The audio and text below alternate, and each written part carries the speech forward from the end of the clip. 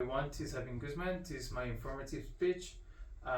This is my audience, my mom, my sister, my cousin, my sister, and then my uncle who's holding phone. So, the history of basketball. First of all, you have heard about basketball, the sport, right? But do you know who created it? Do you know the year that NBA was founded? Do you know the evolution of basketball, the evolution of the hoop, or even had to read the playboard?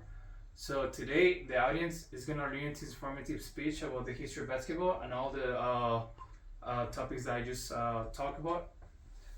So first of all, the creator of basketball was James Naismith, who created in 1891, in the winter of 1891, in YMCA, which is the Young Men Christian Association, better known as today as the Springfield College in Massachusetts.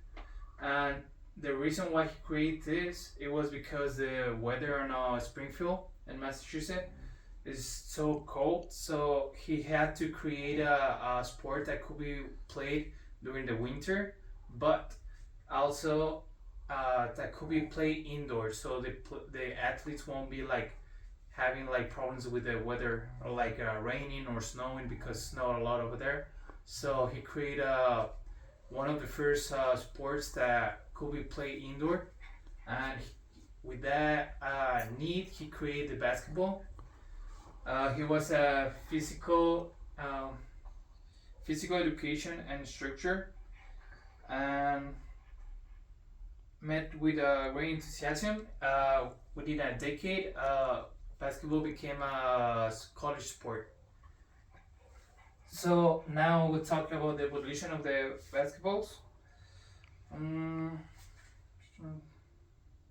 so the first basketball, as you can see on the image, in 1891 were made of leather and were kind of heavy. And with the evolution, they make it like in 1891, the beginning has like the form of a soccer ball. With the evolution of the game, they become lighter and become with a better grip. So you can see like the little grip on the ball. Well, that's because they had the need to keep changing on the game. As you can see today, they have changed a lot of rules since, like, let's talk about 30 years ago with Jordan. So they have to keep changing with the uniforms, the rules, the balls, the hoops, with the shoes, with everything.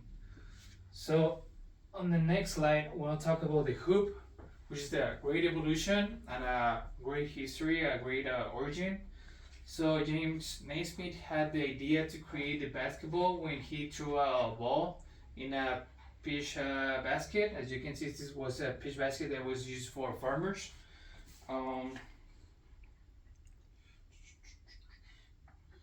Well, it didn't have a net, neither had a hole. So every time someone make a point to it, they had to put like a letter and then scoop out on the ball. As you can see the image, you can see like a referee right here. He had to literally stop the game, and then put the letter, and then get into the letter to the basket, and then hoop the ball. Years later, they make a hole. In 1906, they finally add a hole. And when they add a hole, they still had to make a little stop on the game, because they had to poke out with the staff the ball. So the hole was like right here. It wasn't too big, so the ball couldn't go through there. So they literally had to do this, poke out the ball with the staff.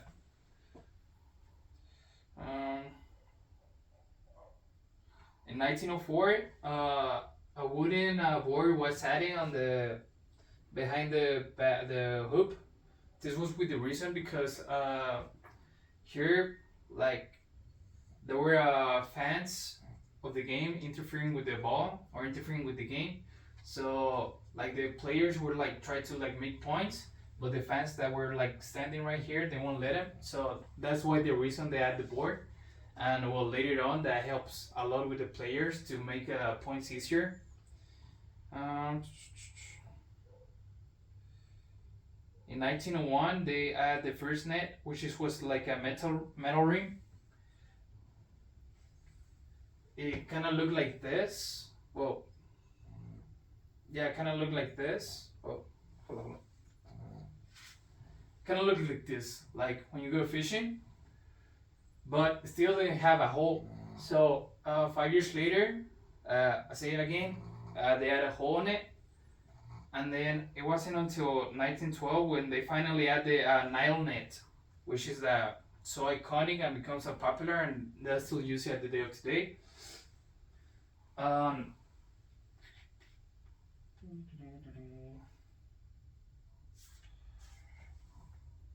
And then the Basketball Association of America, that was founded in 1949. With that, and 13 years later, 13 years before the founded Basketball Association of America, the NBA, the basketball was finally added to the Olympic Games, and because of that, it gained a lot of popularity. So since it gained a lot of popularity,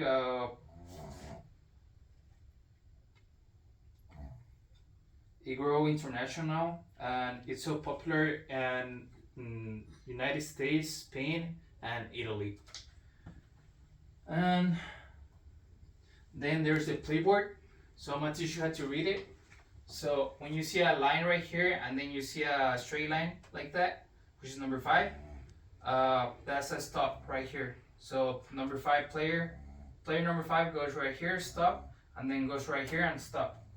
And then when you see like a zigzag movement and then an arrow, it's a player who has the ball, so he's running with the ball. And then a straight line and then an arrow, it means that he's gonna run. As well with the player number 3, then player number 2 is doing the same as player number 5. So to use an offensive play, when you use a defense play, you usually put an X and then you put the number. That's how you identify between offense and defense. So I'm explaining here the play. So number 1 has the ball, so it's running through here, but to run right here, number 5 has to block the player who's blocking number 1. So he blocks number 1, he blocks the player on defense number 1, and then run through here.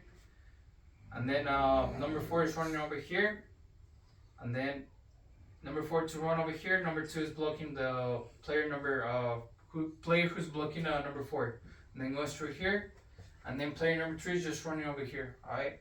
So this could be read as like if the player number 1 is gonna make the point in the hoop, or either that's gonna pass the ball to number 4, and then 4 is gonna make the point to it. And with that, that'll be everything for today. This was my informative speech, the history of basketball, and thanks for watching.